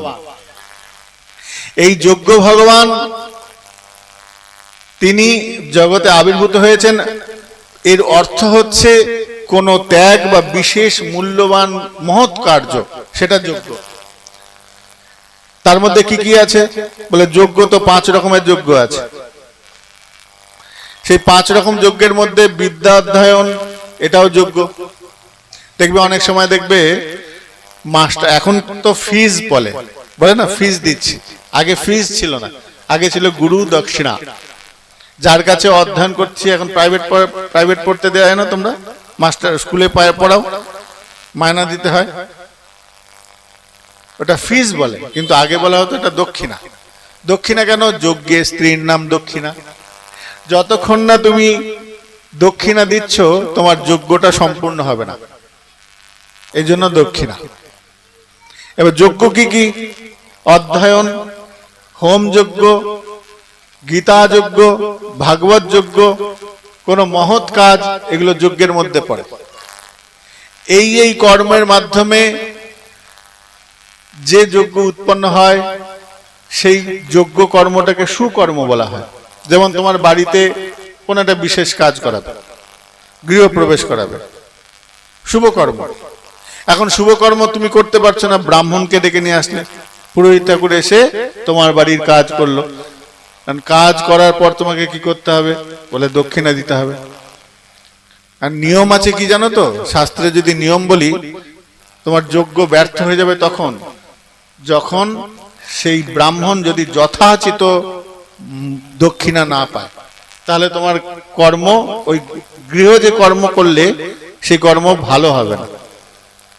কেন? সে যদি অসন্তুষ্ট হয়, যিনি দক্ষিণা নিলেন তার দক্ষিণা যদি তার প্রসন্ন না হয়, তাহলে পরে সেটা ক্ষতি হয়ে যাবে। কারণ ব্রাহ্মণ মানুষ, তিনি কেন এত চাহিদা করবেন, তাই না? একটা মেয়ের বিয়ে হচ্ছে, 3-4 লাখ টাকা প্যান্ডেল হচ্ছে, মাইক 50,000 1 লাখ টাকার মাইক হচ্ছে, বিয়ে বাড়ির অনুষ্ঠানে মেকআপ আর্টিস্ট নিচ্ছে এত টাকা, ক্যামেরাম্যান নিচ্ছে সে এত টাকা। আর ব্রাহ্মণের বেলায় আমাদের যত সমস্যা, এটা বহু যুগ যুগ ধরে চলে আসছে। ব্রাহ্মণকে দেওয়া যাবে না বেশি, যত বেশি কমানো যায়। তুমি ক্যামেরাম্যানের থেকে 1 পয়সা কমিয়ে দেখো তো, 1টা পয়সা কমাবে না। তাই যজ্ঞকর্ম যে করছো ওইটা যজ্ঞকর্ম নয়। ক্যামেরাম্যান তো যজ্ঞকর্ম করে না, ওটা যজ্ঞকর্মের মধ্যে পড়ে না। এখন তো বিয়ে দেয়, এখনকার যে বিয়েগুলো হয় না, ম্যাক্সিমাম ক্যামেরাম্যান বিয়ে দেয়। থোড়াই ব্রাহ্মণের কথায় বিয়ে হয়? ব্রাহ্মণ বলছেন যে হাতটা পাতো, হাতে দাও, এই দাঁড়ান দাঁড়ান দাঁড়ান দাঁড়ান দাঁড়ান, ক্যামেরাম্যান বলছে দাঁড়ান দাঁড়ান দাঁড়ান, আমি যখন বলবো তখন হবে। বাবা এসে সম্প্রদান করছে, আরে দাঁড়ান দাঁড়ান দাঁড়ান, এখন আমি যখন বলবো তখন হবে। খই ছড়াবে, আরে দাঁড়ান দাঁড়ান দাঁড়ান, আমি যখন বলবো তখন হবে। আরে বাবা, সবই যদি তুই করবি তাহলে ব্রাহ্মণকে ডাকার কি দরকার? ক্যামেরাম্যানই পুজো বিয়েটা দিয়ে দিক, তাই না? ক্যামেরাম্যানের কথায় বিয়ে হচ্ছে, মেকআপ আর্টিস্টের কথায় চলবে। কখন কোন স্টেপ ফেলবে সেটা মেকআপ আর্টিস্ট বলে দেবে। তা তোমার জীবনটা সুখের হবে কখন হবে? যখন ব্রাহ্মণ মন্ত্রপুত বলে তার মনের মতন, তার নিয়ম মাফিক কাজ হবে, তবে কি সংসার ভালো হবে। সংসার সুখের হচ্ছে না, অশান্তির হচ্ছে, বাড়িতে বাড়িতে অশান্তি। কেন? ব্রাহ্মণের কথায় বিয়ে হয় না, ক্যামেরাম্যানের কথায় বিয়ে হয়, তাই না? তাই এই যৌগিক কর্ম, এই যে কর্মগুলো হচ্ছে, এটা হচ্ছে যজ্ঞের দ্বারা প্রাপ্ত। তো ত্রেতা যুগে যজ্ঞ কর্মটা প্রাধান্য ছিল। তারপরে এলো দাপর। দাপর যুগে হলো পূজা অর্চন। পূজা অর্চন মানে সেবা। সেবা ঠিকঠাক যদি না হয়, যত্ন যদি না হয়, তাহলে পরে তোমার পুণ্য নষ্ট হয়ে গেল। এসে গেল কলি। কলি যুগের এর কোনোটাই পালিত হবে না, কোনোটাই পালিত হবে না। সত্য যুগের, ত্রেতা যুগের, দাপর যুগের যে নিয়ম, সেই নিয়ম করে ধ্যান করা, সেই মনের মতন করে কোনো আত্মীয় পরিজন, কোনো একজন বিশেষ সাধু এসেছে, তুমি তার যত্ন করলে না, তাকে অবহেলা করলে, অপরাধ প্রবেশ করে গেল, পাপ তো ঢুকলোই। তাই হবে না। কলিযুগে কি করলেন বলেন? এগুলো একটার প্রয়োজন নাই। কালো নাচতে বা নাচতে বা নাচতে বা গতিরান্না থা। কলিযুগের এর একটা কিচ্ছু প্রয়োজন পড়ে না। বলে কি করতে হবে? বলে হরে নাম হরে নাম হরে নামই বা কেবল। 3 বার বললেন। 3 বার। 3 বার কেন? বলে কলিযুগে সত্য যুগের মতন ধ্যান থাকবে না, তাই নাচতে কলিযুগে ত্রেতা যুগের মতন যোগ্য কর্ম কেউ করতে পারবে না, তাই নাস্তেব। আর কলিযুগে দাপর যুগের মতন কোন সেবা করতে পারবে না, তাই নাস্তেব। কালো নাস্তেব নাস্তেব নাস্তেব গতিরন্যথা, অন্য কোনো উপায় তোমার খোলা নেই। বলে আমরা এই তো যজ্ঞ করেছি, অগ্নিকুণ্ড করে যজ্ঞ করে না, শাস্ত্রের নিয়মে যদি চলো কোন যজ্ঞই সফল নয়, কোন যজ্ঞ সফল নয়। কেন? বলে প্রথম ব্রাহ্মণ যজমান, এই দুটো প্রধান। তা ব্রাহ্মণ যদি সদাচারী না হয়, ব্রাহ্মণ যদি আচরণশীল না হয়, ব্রাহ্মণ যদি নিত্য 3 সন্ধ্যা জপ না করে, সেই ব্রাহ্মণের মন্ত্রের ক্রিয়া হবে না, মাইনাস হয়ে গেল, মাইনাস হয়ে গেল। আচ্ছা, যজমান যদি বৃত্ত স্বার্থ দোষ, গতকাল যেটা বললো, বৃত্ত স্বার্থ দোষ যদি থাকে, যেটা যে জিনিস দরকার সেটার পরিবর্তে যদি অন্য জিনিস নিয়ে আসে, সফল হবে না। যজ্ঞ কর্মের যে দ্রব্যাদি, ঘি, এই যত ওই পিন্টুর দোকান থেকে, পটলার দোকান থেকে ওই কমা ঘিটা নিয়ে আয়, ঘিয়ের মান খারাপ, তুমি কমা ঘি দিলে। তোমাকে বললো বেল কাঠ, তুমি আম কাঠ এনে দিলে। যেটা চাইবে সেটাই দিতে হবে, তুমি দিলে না, বিফলে গেল। তাহলে দ্রব্য শুদ্ধ নয়, যে দ্রব্য ভেজাল দ্রব্য, ঘি যে দিচ্ছে সে ঘিতে ভেজাল। তুমি যে জায়গায় যে স্থান, সেই স্থান শুদ্ধ নয়। দেখা গেল 2 ফুট নিচে কি 10 ফুট নিচে একটা কুকুরের হাড় পড়ে রয়েছে, শুদ্ধ নয়। তাহলে কাজটা যে সফল হবে, কি করে সফল হবে? যজ্ঞ কর্ম সফল হবে না। তুমি যতই বড় আগুন জ্বালাও, হ্যাঁ 10 ফুট আগুন জ্বালালাম যজ্ঞ কুণ্ডে, কোনো লাভ হবে না যদি সব ঠিক মতো না হয়। তাই উপায় কি? বলে যজ্ঞ তো এত এত হচ্ছে, তাই না? এত তো যজ্ঞ হচ্ছে, তাহলে সেই যজ্ঞ কি অসফল? বলে হ্যাঁ, তখন অসফল হবে যদি নামকে না আশ্রয় করে। যজ্ঞের মন্ত্র হবে, যজ্ঞের অপূর্ণতাকে পূর্ণ দান করবেন হচ্ছে নাম। এই জন্য নামকে এক জায়গায় দেখবে কেউ না কেউ কীর্তন করে, দেখবে যজ্ঞের আসরে কেউ না কেউ দেখবে হরিনাম কীর্তন করছে, অনেকে দেখবে মালা নিয়ে বসে আছে। এই মালা, নাম, মালা যে করছো ওই ব্যক্তির উদ্দেশ্যে করা হচ্ছে, নিজের জন্য নয়, ব্যক্তির উদ্দেশ্যে। কীর্তন যে হচ্ছে ওই ব্যক্তির উদ্দেশ্যে, বা যার অনুষ্ঠান হচ্ছে যে যজ্ঞের জন্য, সেই উদ্দেশ্য নিয়ে করতে হবে। কেন না, ওই যজ্ঞের ভুল ত্রুটিগুলো যেখানে যেখানে ক্ষত স্থান, সেই ক্ষত স্থানকে পূরণ করে নাম। তাই বলছেন কলির দোষ নিধে রাজন অস্তি এক মহাগুণ, একটা ভালো গুণ আছে, একটা মহৎ গুণ আছে। সেই গুণটা কি না, কীর্তনাদেব কৃষ্ণস্য, যখন ভগবানের নাম গুণকীর্তন হয়, মুক্ত সঙ্গ পরম ব্রজেত, সেই ক্রিয়াটা, সেই কর্মটা মুক্তি প্রাপ্ত হয়, সফল হয়। তাই আমরা এই কলিযুগের মানুষ, আমাদের একমাত্র আশ্রয় হরিনাম। হরিনাম ছাড়া, নাম ছাড়া আমাদের অন্য কোনো গতি নাই। গতির অন্যথা, তুমি যে অন্য কোনো বিকল্প পথ খুঁজবে, বলে কলিযুগে এটা সম্ভব নয়। কলিযুগে বিধান করেই দেয়া হয়েছে, কলিযুগে অন্য কোনো ক্রিয়া কাজ করবে না। আমরা ভুলবশত অনেক সময় নামকে বিকৃত করে ফেলি। নাম বিকৃত হয় না, কিন্তু নামকারীর বিকৃতর অপরাধ তাকে সাজা পেতে হয়, যে শুনছে এবং যে বলছে।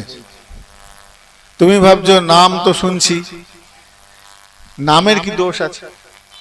নামের কোনো দোষ নেই, নাম সদা পবিত্র। কিন্তু নামের সঙ্গে যিনি বলছেন তিনি যদি বিকৃতভাবে বলেন, এখন যেমন দেখবে মহামন্ত্রকে নানা রকম নোংরা অশ্লীল গানের সঙ্গে যুক্ত করে করা হয়, ওটা যে শুনছে যে করছে তার তো পাপ হচ্ছেই, যে শুনছে তারও পাপ হচ্ছে, উভয় পক্ষেই পাপই হচ্ছে,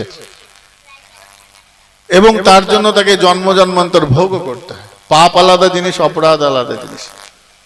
কৃষ্ণ ভজন তো হবেই না, সারা জীবন তোমার নরকের যন্ত্রণা ভোগ। জন্ম নরক শুধু নরকেই হয় না, এই এই পৃথিবীতেও নরকের ভোগ করতে হয় কষ্টের মাধ্যমে, নির্যাতন, মানসিক।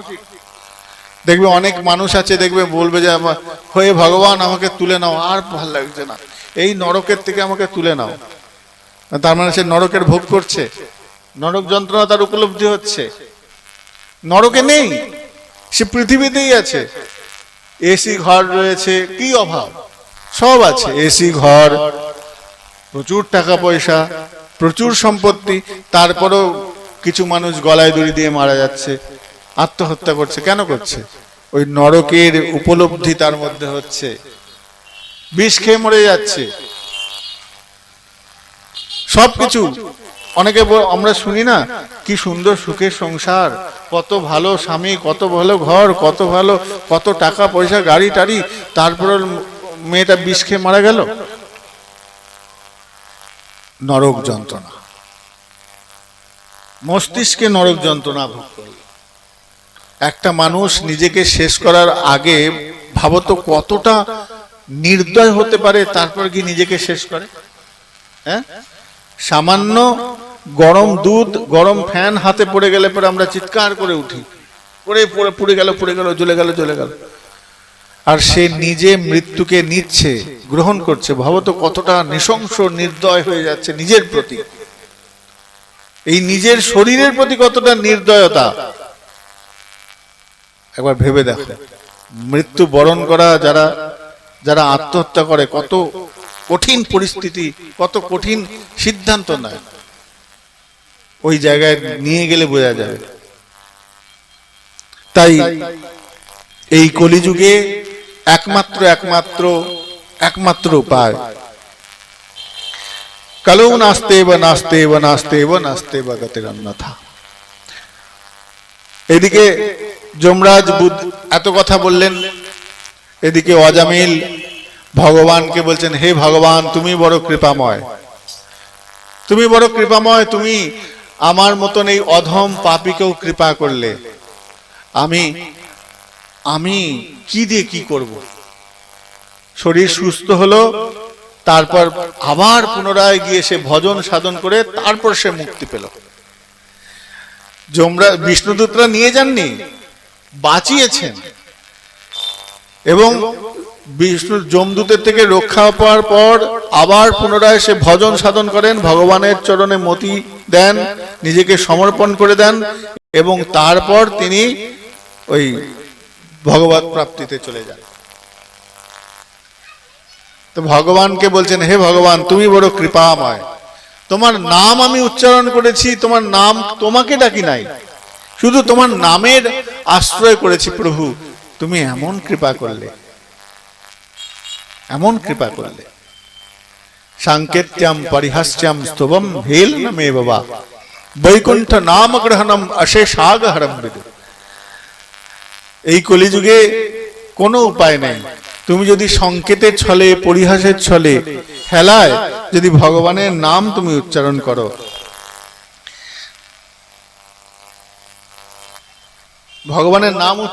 ভগবান কৃপাময়, তিনি কৃপা করবেন। তাই সেই ভগবান জগন্নাথ, ভগবান অনন্ত শ্রী গোবিন্দের চিন্তন করতে হবে, মনটাকে তার চরণে দিতে হবে। মাইকটা আছে গোপী, আমরা একটা ছোট্ট গোবিন্দ দাসের কীর্তন আস্বাদন করে তারপর আমরা পাঠের বিশ্রাম দেব, কেন পরবর্তী পাঠক আসবেন একটু পরে। গোবিন্দ দাসের একটা ভারী সুন্দর পদ আছে, আমার খুব ভালো লাগে। সেই পদের মধ্যে আমাদের এই জীবনে কি করা উচিত, ওই পদের মধ্যে তিনি সমস্ত ব্যাখ্যা করে দিয়েছেন। কি বলছেন গোবিন্দ দাস?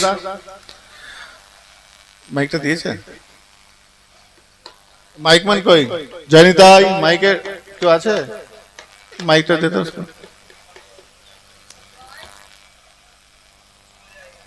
হ্যাঁ, তোরটা আছে? ঠিক আছে, ওই তোরটা ঠিক আছে, ঠিক আছে। ভজ হরে মন শ্রীনন্দনন্দন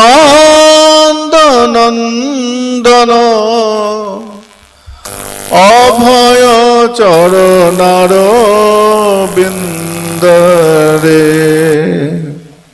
ভজ হরে মন শ্রীনন্দনন্দন অভয় চরণার বিন্দরে ভজ হরে মন শ্রীনন্দনন্দন সবাই মিলে একসঙ্গে চরণার বিন্দরে দুর্লভ মানব জন্ম শত সঙ্গে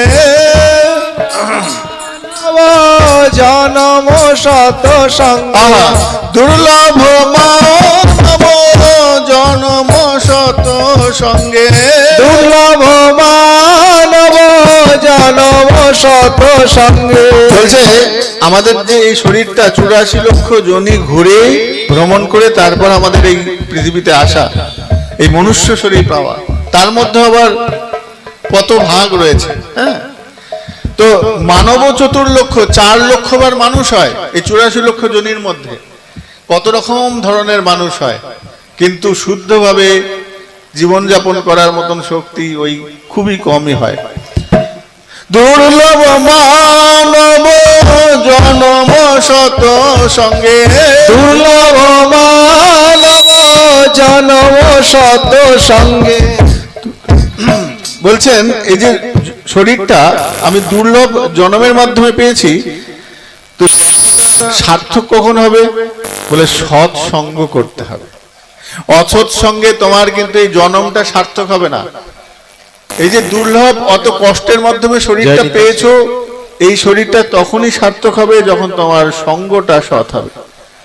তাই পদকর্তা বলছেন দুর্লভ মানব জন্ম শত সঙ্গে দুর্লভ মানব জনম শত সঙ্গে তর হয়ে ভব সিন্ধুরে তর হয়ে ভব সিন্ধুরে ভজ রে মন শ্রীনন্দনন্দন অভয় চরণারবিন্দরে ভজ রে মন শ্রীনন্দনন্দন অভয় চরণারবিন্দরে শীত আতপ বাত বরিখন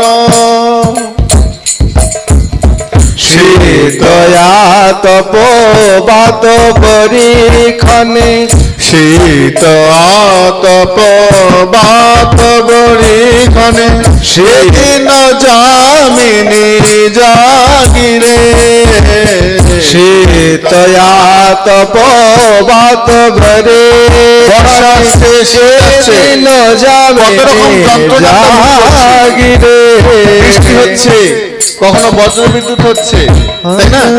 আমাদের ঋতু পরিবর্তন হচ্ছে। তো বলছেন মহাজন বলছেন শীত আতপ বাত বরিখন শীতয়া তপ বাত বরিখনে এদিন যামিনী জাগিরে দিন যামিনে জাগিরে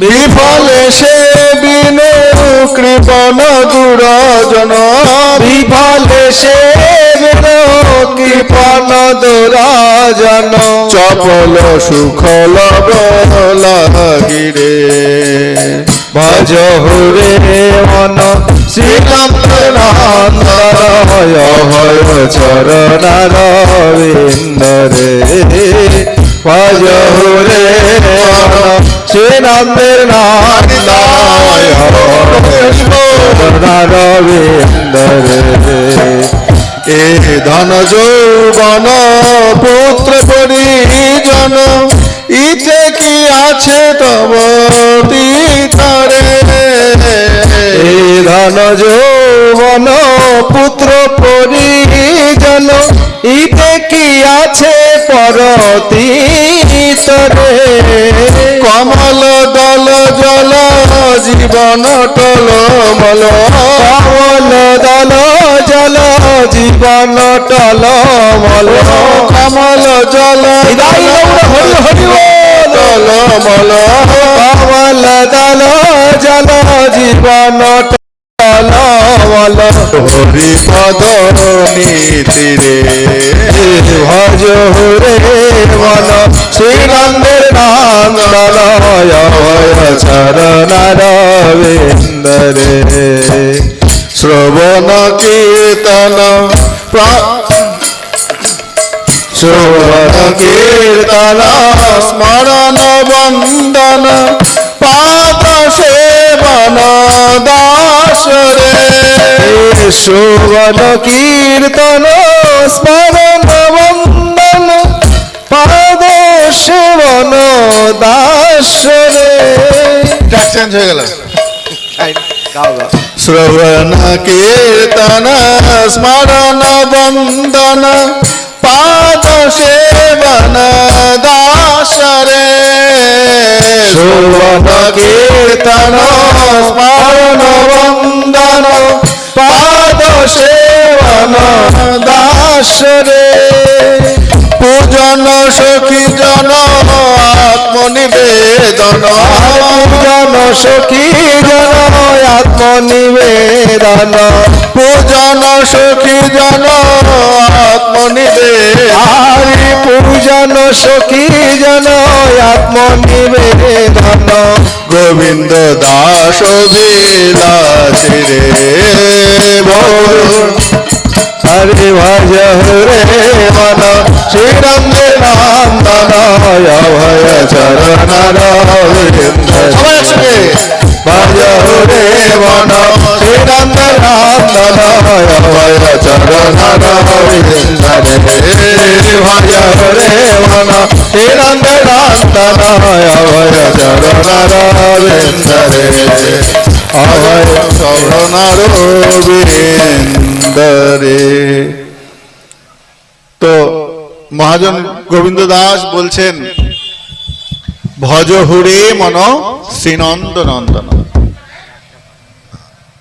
আরেকটা ভজন করব। তো এই মনটা সব থেকে বেশি অপবিত্র, এই মনটা বড় পাপী, এই মনটা বড় চঞ্চল, এই মনটাকে শান্ত করতে হবে, মনটাকে গোবিন্দ চরণে দিতে হবে, তবেই তো গোবিন্দ কৃপা বর্ষিত হবে। ভগবান রূপ দেখেন না, সুন্দরতা দেখেন না, তুমি কেমন দেখতে, তুমি কেমন খেতে দিচ্ছ এটা বিষয় নয়, তোমার মনটা কেমন। তাই মনকে আগে যত্নশীল ভাবে তৈরি করতে হবে। যতদিন না তোমার মন তৈরি হচ্ছে ততদিন পর্যন্ত তোমার সেই আপ্লুত অনুভব আসবে না।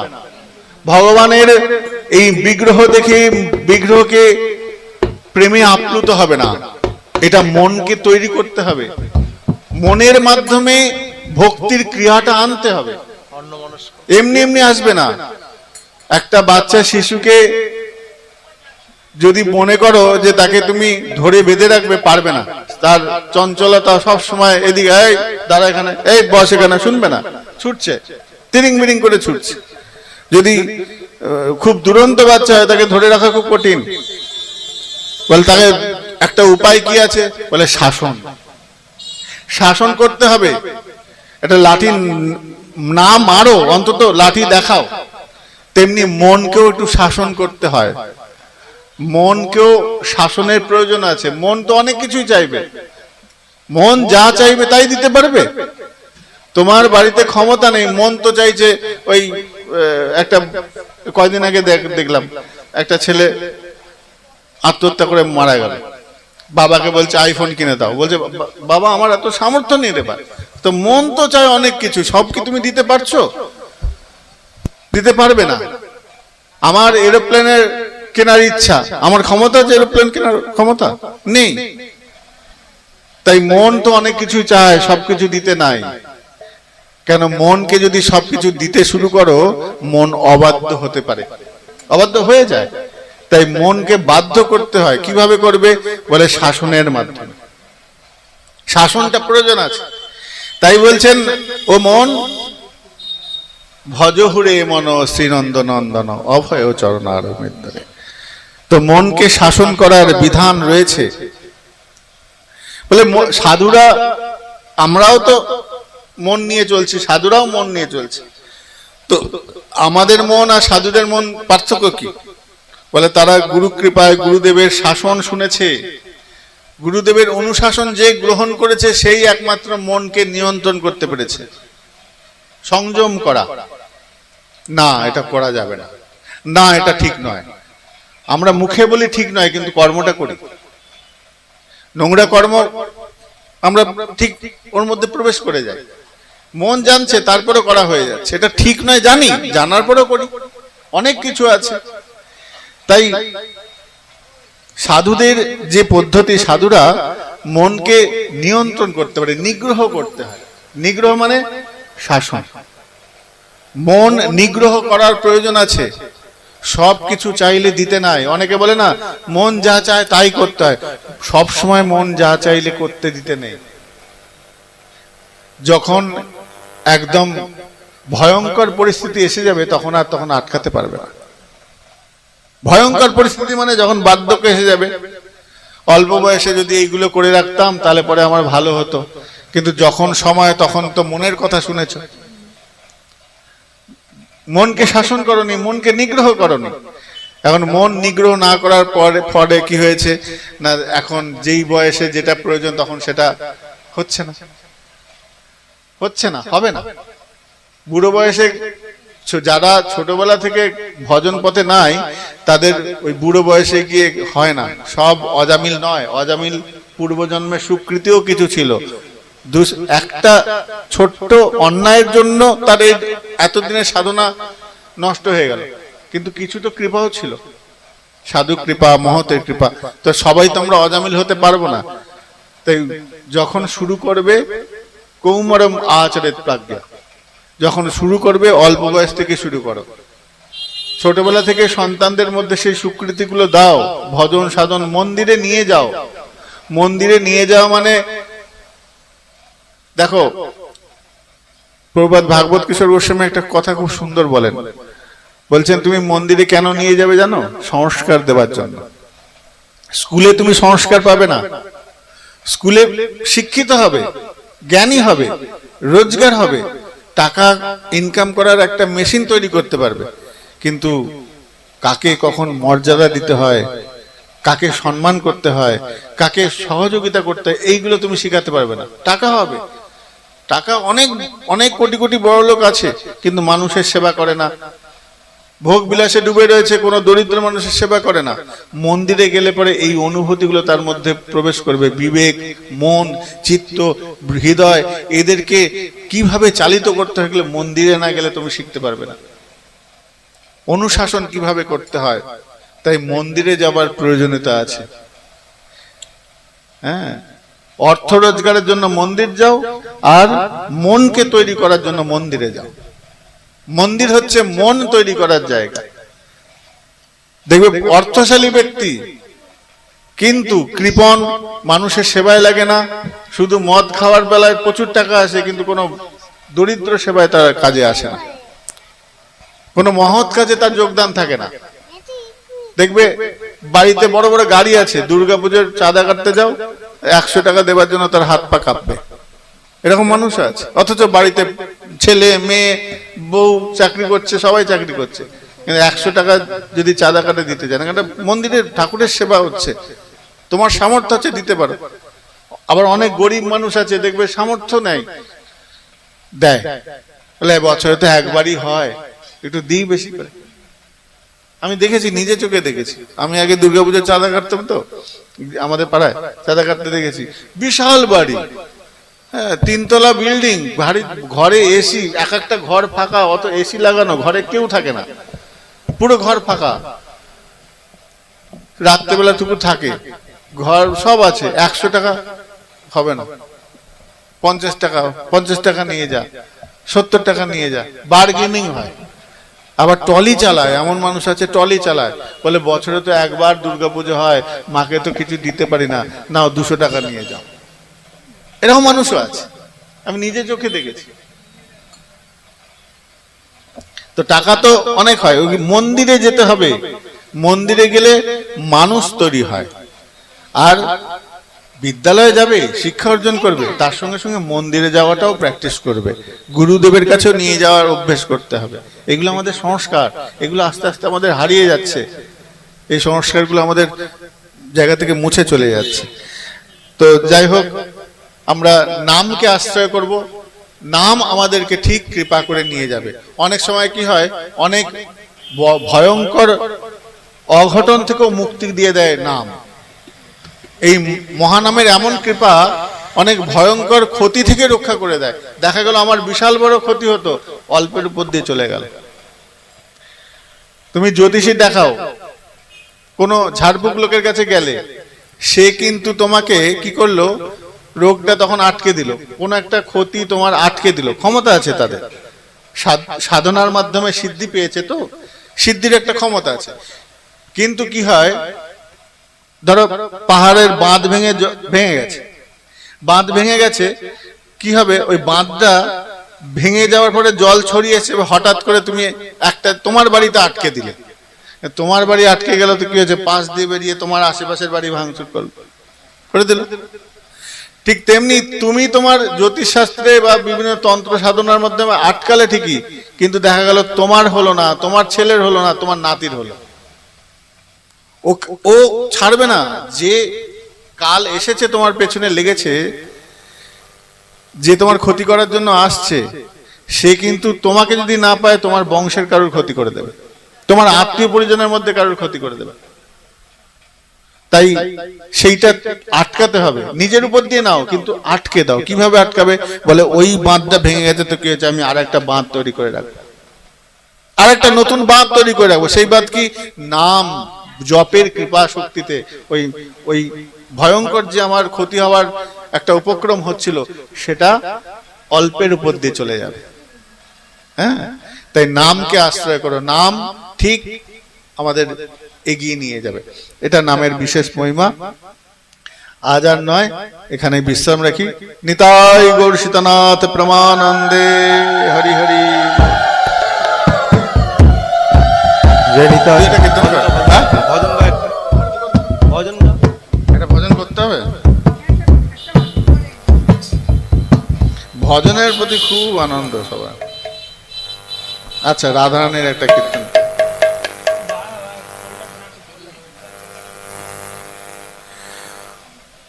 ও রাধারানী, রাধারানী, ও মহারানী, মহারানী, কৃপা করোনা, কৃপা করোনা, কৃপা করে বৃন্দাবনে নিয়ে চলো না। রাধারানী, রাধারানী, মহারানী, মহারানী, কৃপা করোনা, কৃপা করে বৃন্দাবনে নিয়ে চলো না। রাধারানী, রাধারানী, মহারানী, মহারানী, কৃপা করোনা, কৃপা করে বৃন্দাবনে নিয়ে চলো না। ও রাধে রাধে, ও রাধে রাধে, ও রাধে, ও রাধে, ও রাধে, ও রাধে। বৃন্দাবনে আছে যত তুলসীর বন, রাধার সঙ্গে নৃত্য করে যত সখীগণ। বৃন্দাবনে আছে যত তুলসীর বন, রাধার সঙ্গে নৃত্য করে যত গোপীগণ। ও বৃন্দাবনে আছে যত তুলসীর বন, আমার রাধা রানীর সঙ্গে নৃত্য করে সখীগণ। বৃন্দাবনে আছে যত তুলসীর বন, রাধার সঙ্গে নৃত্য করে যত গোপীগণ। ও গো রাধা রানী, রাধারানী, কৃপাময়ী, কৃপাময়ী, কৃপা করোনা, কৃপা করে বৃন্দাবনে নিয়ে চলো না। রাধা রানী, রাধারানী, মহারানী, কৃপা করোনা, কৃপা করে বৃন্দাবনে নিয়ে চলো না। ও রাধে রাধে, ও রাধে রাধে, ও রাধে ও রাধে, ও রাধে ও রাধে, ও রাধে রাধে রাধে, ও রাধে রাধে, ও রাধে ও রাধে, ও রাধে ও রাধে। যমুনাতে স্নান করে শুদ্ধ হবে মন, আর রাধা রাধা বলে আমরা করব যে কীর্তন। যমুনাতে স্নান করে শুদ্ধ হবে মন, রাধা রাধা বলে আমরা করব রে কীর্তন। যমুনাতে আহা বলছেন আমাদের যে মন, এই মন বড় অপবিত্র। এখন শরীরকে আমরা গঙ্গায় গিয়ে পরিষ্কার করতে পারি, কিন্তু মনকে পরিষ্কার করবো কি করে? মনকে পরিষ্কার করার একটা উপায় আছে তো, বলে প্রথমে নামকে আশ্রয় করতে হবে আর যমুনায় ডুব দিতে হবে। যমুনাতে স্নান করে শুদ্ধ হবে মন, আর রাধা রাধা বলে আমরা করব যে কীর্তন। আর যমুনাতে স্নান করে শুদ্ধ হবে মন, আরে রাধা রাধা বলে আমরা করব রে কীর্তন। সে রাধা রাধা বলে আমরা করব যে কীর্তন। আরে রাধা রাধা বলে আমরা করব রে কীর্তন। ও গো রাধা রানী, রাধা রানী, মহারানী, মহারানী, কৃপা করো না, কৃপা করো না, কৃপা করে বৃন্দাবনে নিয়ে চলো না। ও রাধে রাধে, ও রাধে রাধে, ও রাধে ও রাধে, ও রাধে রাধে। রোজে রোজে ভরিয়ে দিয়ে শুদ্ধ করব মন, বৃন্দাবনে যত ঠাকুর করব গো দর্শন। রোজে রোজে ভরিয়ে দিয়ে শুদ্ধ করব রাধে রাধা রাধা বলে আমরা করব রে কীর্তন। বৃন্দাবনের ব্রজে যত শুদ্ধ করব মন, বৃন্দাবনে যত ঠাকুর করব যে দর্শন।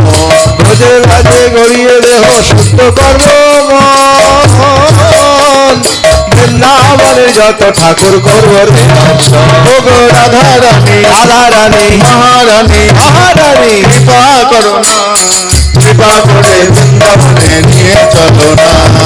রাধা রানী, মহারানী, কৃপা করো না, কৃপা করে বৃন্দাবনে নিয়ে সবাই বলো চলো। ও রাধে রাধে, ও রাধে রাধে, সবাই ও চলে রাধে ও রাধে, ও রাধে ও রাধে। রাধা কুণ্ড, শ্যাম কুণ্ড, গিরি গোবর্ধন, দর্শনতে করব মোরা সফল দূষণ। রাধা কুণ্ড, শ্যাম কুণ্ড, গিরি গোবর্ধন, দর্শনতে সফল করব গোপী নয়ন। রাধা কুণ্ড, শ্যাম কুণ্ড, গিরি গোবর্ধন, দর্শনতে করব মোরা সফল দুনয়ন। রাধা কুণ্ড, শ্যাম কুণ্ড, গিরি গোবর্ধন, দর্শনতে করব মোরা সফল নয়ন। ও গো রাধা রানী, রাধা রানী, মহারানী, মহারানী, কৃপা করো না, কৃপা করে বৃন্দাবনে নিয়ে চলো না। রাধে রাধে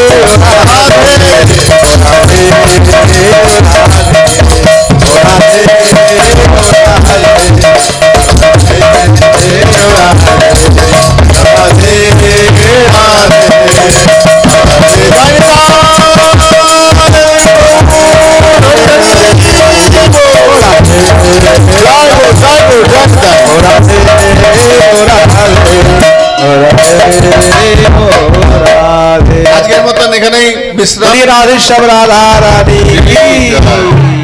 বলে পরম প্রভাত 180 গৌর গোপাল গোস্বামী মহারাজ কি, পরম প্রভাত 180 অবধূত গোস্বামী মহারাজ কি, সমাগত গৌর ভক্তবৃন্দ কি, জয় জয় শ্রী রাধেশ্যাম। আমি পাঠের কীর্তনটা করে নিই।